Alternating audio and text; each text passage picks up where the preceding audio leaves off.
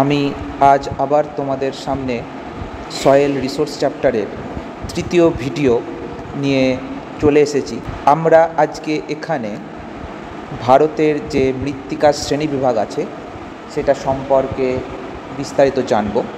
পূর্বে আমি মৃত্তিকার ভিডিও আপলোড করেছি, যেখানে মৃত্তিকার পরিলেখ এবং মৃত্তিকা সম্পর্কে বেসিক ধারণাগুলি আলোচিত করা হয়ে গেছে।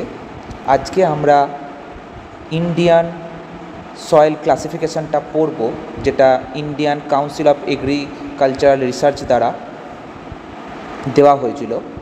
সিটেট, নেট এবং বিভিন্ন সরকারি চাকরির পরীক্ষায় বিগত সালে আসা প্রশ্নগুলিকে কিন্তু শেষে রাখা হয়েছে। তাই ভিডিওটি তোমরা সকলে মনোযোগ দিয়ে দেখবে এবং পরবর্তী প্রশ্নগুলোর উত্তর করার চেষ্টা করবে। কোনো অসুবিধা হলে তোমরা কমেন্ট সেকশানে জানাবে। তাহলে সময় নষ্ট না করে তাহলে আমরা আজকে শুরু করি আজকের আমাদের পাঠ্য বিষয়। তো আজকে আমরা যেটা পড়তে চলেছি সেটা হচ্ছে ভারতের মৃত্তিকার শ্রেণীবিভাগ। তো আজ থেকে বহু বছর আগে বেসিক্যালি বেদ বা প্রাচীন সাহিত্যগুলিতে আমরা ভারতীয় মৃত্তিকার প্রধান দুটো শ্রেণীবিভাগ পেয়েছি, যেখানে আমরা উর্বর এবং উষরা, অর্থাৎ যেটা ফার্টাইল এবং নন ফার্টাইল, এই দুটো মৃত্তিকার শ্রেণীবিভাগ কিন্তু আমরা পেয়েছিলাম। কিন্তু এর পরবর্তী সময়ে আধুনিক মৃত্তিকাকে নিয়ে যখন রাশিয়ার বিজ্ঞানী ডোকুচেভ আলোচনা করা শুরু করলেন, তিনি তখন মৃত্তিকার সায়েন্টিফিক ক্লাসিফিকেশান দিয়েছিলেন। এরও পরবর্তী ক্ষেত্রে 1953 সালে আমাদের Indian council of agricultural research মাটির উৎপত্তি, বৈশিষ্ট্য, শিলাস্তরের গঠন, জলবায়ুর তারতম্য অনুসারে ভারতের মাটিকে প্রধান 8টা শ্রেণীতে ভাগ করেছিল এবং 26টি উপশ্রেণীতে ভাগ করেছিল। সেইগুলির মধ্যে প্রথম হচ্ছে অ্যালুভিয়াল সয়েল, তারপরে হচ্ছে আমাদের রেড সয়েল, তারপরে হচ্ছে আমাদের ব্ল্যাক সয়েল, তারপরে হচ্ছে আমাদের ল্যাটেরাইট মৃত্তিকা, তারপরে হচ্ছে পাহাড় এবং বনভূমির মৃত্তিকা বা মাউন্টেন ফরেস্ট সয়েল, তারপরে ডেজার্ট বা এরিড সয়েল মরুভূমির শুষ্ক মাটি, স্যালাইন ও অ্যালকালাইন সয়েল লবণাক্ত ও ক্ষারীয় মাটি, এবং পিট এবং মার্সিল্যান্ড জলাভূমির মাটি। এই 8টা হচ্ছে Indian council of agriculture research, তারা এই প্রধান 8টি শ্রেণীতে ভারতীয় মৃত্তিকাকে শ্রেণীভুক্ত করেছিলেন।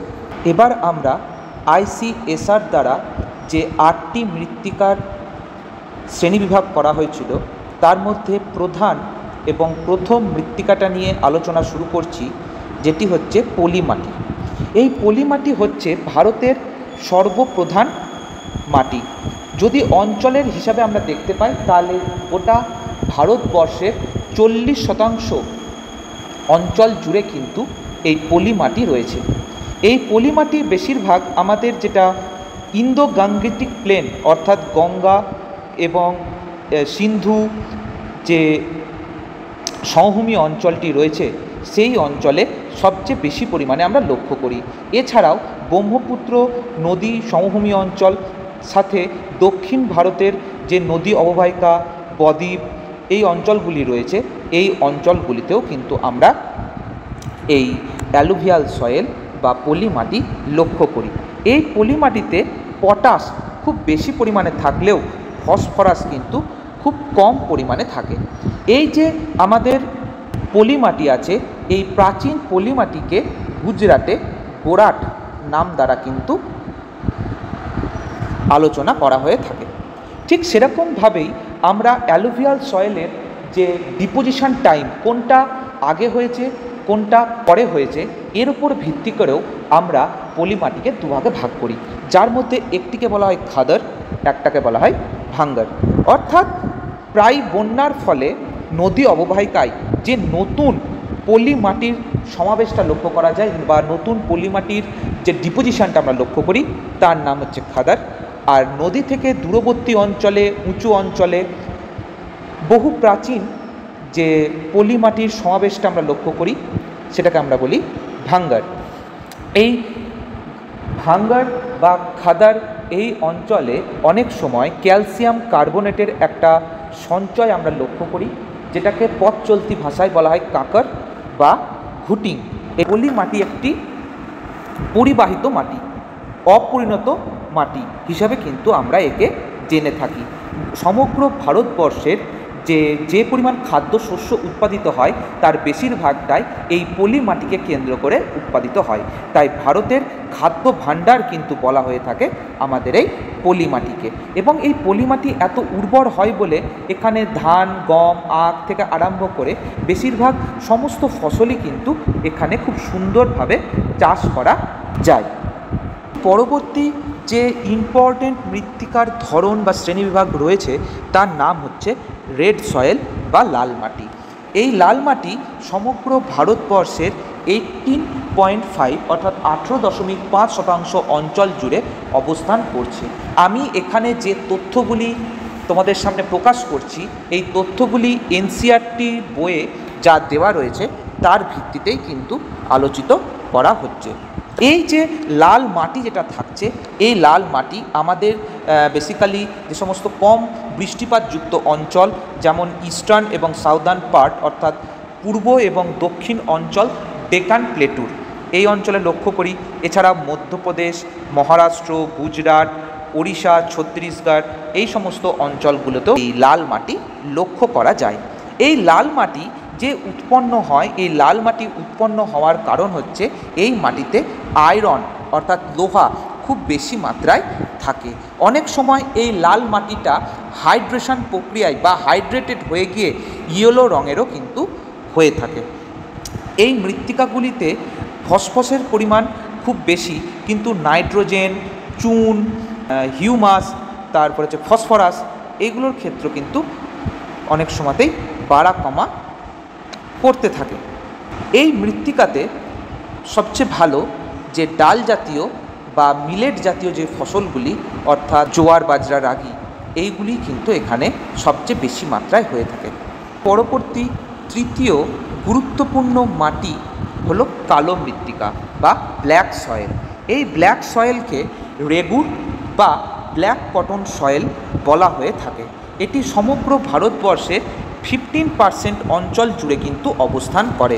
আমাদের যে ডেকান প্লেটু অঞ্চল রয়েছে অর্থাৎ আমাদের যে উপদ্বীপীয় মালভূমির উত্তর পশ্চিম অংশে ডেকান ট্র্যাপ যে রিজিয়ানটা রয়েছে সেখানে বিদার অগ্নুৎপাতের ফলে ব্যাসাল্ট লাভা, সেই লাভা সঞ্চিত হয়ে ব্যাসাল্ট যে শিলাটি আবহবিকারগ্রস্ত হয়ে ক্ষয়প্রাপ্ত হয়ে তার উপরে যে মাটির সৃষ্টি হয়েছে সেই মাটির নামই হচ্ছে গিয়ে কালো মৃত্তিকা বা ব্ল্যাক সয়েল। এটি ভারতীয় মৃত্তিকার তৃতীয় ইম্পর্টেন্ট মৃত্তিকা। এই মৃত্তিকাতে যখন জলের উপস্থিতি থাকে রেনি সিজনে বা বর্ষাকালে তখন এই মৃত্তিকাটি কিন্তু খুব স্টিকি বা চটচটে হয়ে যায়, কিন্তু শুষ্ক অবস্থায় এই মৃত্তিকাতে কিন্তু প্রচুর ক্র্যাক লক্ষ্য করা যায়। এই মাটিতে শুধু যে ব্যাসাল্ট, নাইস বা সিস্ট এই জাতীয় শিলা নয়, এর সাথে টাইটেনিয়াম অক্সাইড জৈব যৌগের প্রাধান্যের জন্য কিন্তু এই মাটির রং হয় কালো। এই মৃত্তিকার জল ধারণ করার ক্ষমতাও অত্যন্ত বেশি। এই মাটি বেসিক্যালি ক্ষারধর্মী হয়ে থাকে এবং চার্নোজেম মৃত্তিকার মতোই এই মাটি কিন্তু খুব উর্বর প্রকৃতির হয়ে থাকে।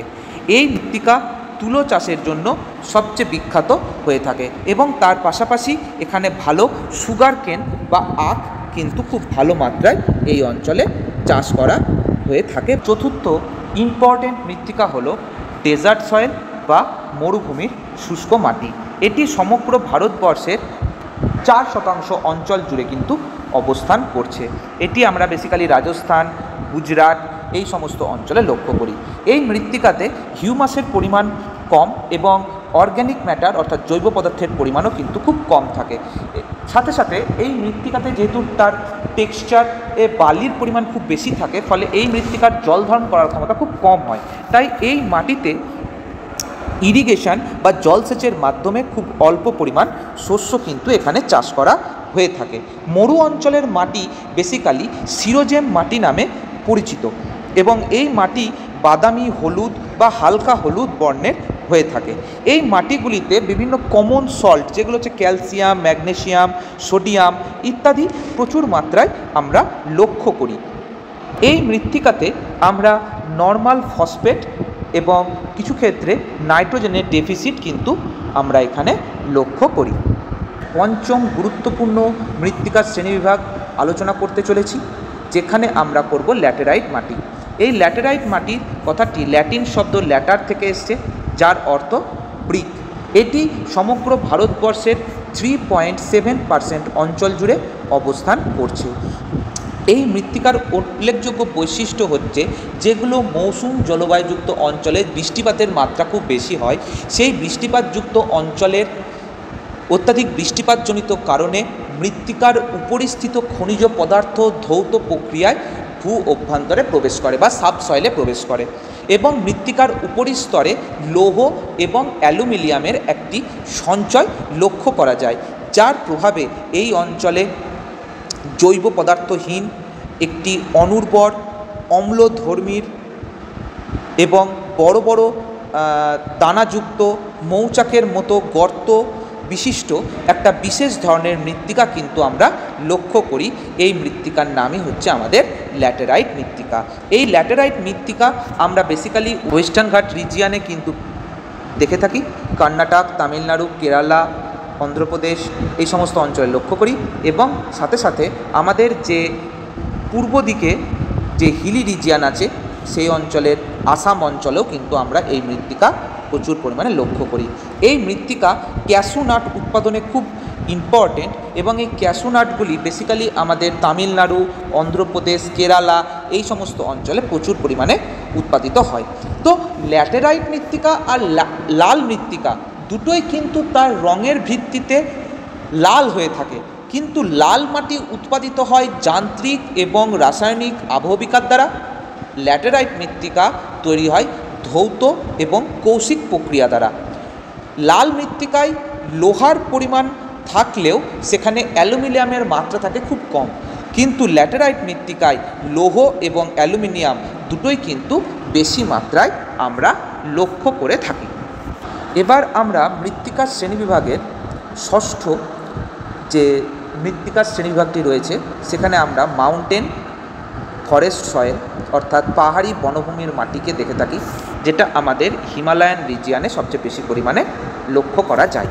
এই মাটি বেসিক্যালি হয়ে থাকে অ্যাসিডিক প্রকৃতি, প্রচুর পরিমাণে জৈব পদার্থ এখানে থাকে, ফলে বিভিন্ন ধরনের ফসল, যেমন আমরা জানি পাহাড়ের ধাপে কিন্তু কফি বা চা ইত্যাদি প্রচুর পরিমাণে হয়ে থাকে, এবং সেই চাষের কিন্তু জন্য উপযুক্ত মাটিও কিন্তু আমরা এখানে পাই।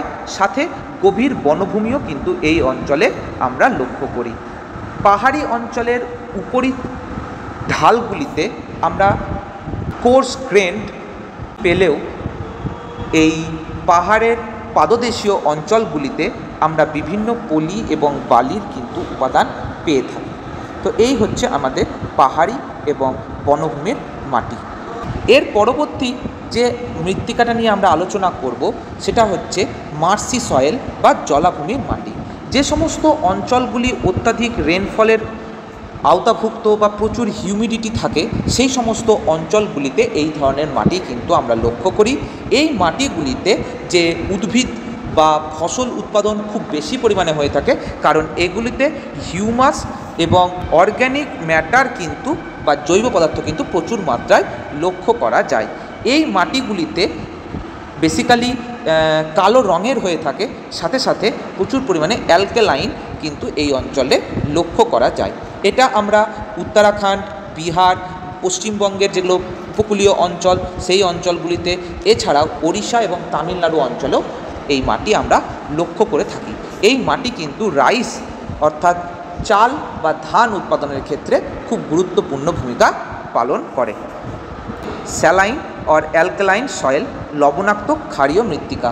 এই মৃত্তিকাগুলিতে আমরা প্রচুর পরিমাণে সোডিয়াম, ম্যাগনেসিয়াম, পটাশিয়াম ইত্যাদি লক্ষ্য করি, যার ফলে এই মৃত্তিকাগুলি কিন্তু অনুর্বর প্রকৃতির হয়ে থাকে, এবং অত্যাধিক মাত্রায় সল্ট থাকার কারণে, লবণ থাকার কারণে এগুলি যে সমস্ত অঞ্চলগুলিতে ড্রাই ক্লাইমেট থাকে এবং জল নিকাশি ব্যবস্থাও খুব খারাপ, সেই অঞ্চলগুলিতেই এগুলো আমরা বেশি পরিমাণে লক্ষ্য করে থাকি। এই মৃত্তিকাগুলিতে আমরা লিগুমিনাস বা ডাল জাতীয় শস্যগুলিকে কিন্তু বেশি পরিমাণে চাষ করা হয়ে থাকে, এবং সাথে সাথে এই মৃত্তিকা কিন্তু আমরা ওয়েস্টার্ন গুজরাট, এবং আমাদের যে সুন্দরবন, ওয়েস্ট বেঙ্গল ডেল্টা, এই সমস্ত অঞ্চলগুলোতে এই মৃত্তিকা কিন্তু আমরা বেশি পরিমাণে লক্ষ্য করি। এই মৃত্তিকা যেহেতু ইনফার্টাইল হয়, তার কারণে এইগুলোকে কোথাও রে, উষার, কালার, এরকম বিভিন্ন আঞ্চলিক নামেও কিন্তু এই মৃত্তিকাগুলিকে ডাকা হয়ে থাকে। তাহলে এই হচ্ছে Indian council of agriculture research দ্বারা যে মৃত্তিকার শ্রেণীবিভাগ করা হয়েছে সেগুলো এখানে আমরা আলোচনা করলাম। কিন্তু এর সাথে সাথে আমাদের বিভিন্ন পরীক্ষা পারপাসে ইউএসডিএ ক্লাসিফিকেশান, যেটা United states department of agriculture পরবর্তী সময়ে সয়েল টেক্সোনমির সময়তে তৈরি করেছিল, তার ভিত্তিতেও আমরা যদি ইন্ডিয়ান সয়েলকে শ্রেণীবিভাগ করি তাহলে সেখানে দেখব ইনসেপ্টিসোল, যেটা হচ্ছে আমাদের ভারতবর্ষের সবচেয়ে বেশি পরিমাণে এই মৃত্তিকা লক্ষ্য করি, যার পার্সেন্টেজ হচ্ছে 39.74, এবং সবচেয়ে কম পরিমাণে আমরা যেটা লক্ষ্য করি সেটা হচ্ছে মলিসোল, যেটা হচ্ছে 0.40। তাহলে এই হচ্ছে আমাদের আইসিএসআর এবং ইউএসডিএ সয়েল ক্লাসিফিকেশান। তোমাদের অ্যাসেসমেন্টের জন্য নেট, সেট, সিটেট, বিভিন্ন রাজ্যের স্টেট এবং সাথে সাথে বিভিন্ন গভর্নমেন্ট পরীক্ষায় বিগত সালে করা ইম্পর্টেন্ট কোশ্চেনগুলি এখানে রেখেছি। এখান থেকে তোমরা নিজেদের মতো উত্তর করার চেষ্টা করবে। যদি এই পড়ানো থেকে কারোর কোনো অসুবিধা থাকে সে আমাকে কমেন্ট বক্সে জানাবে। Thank you.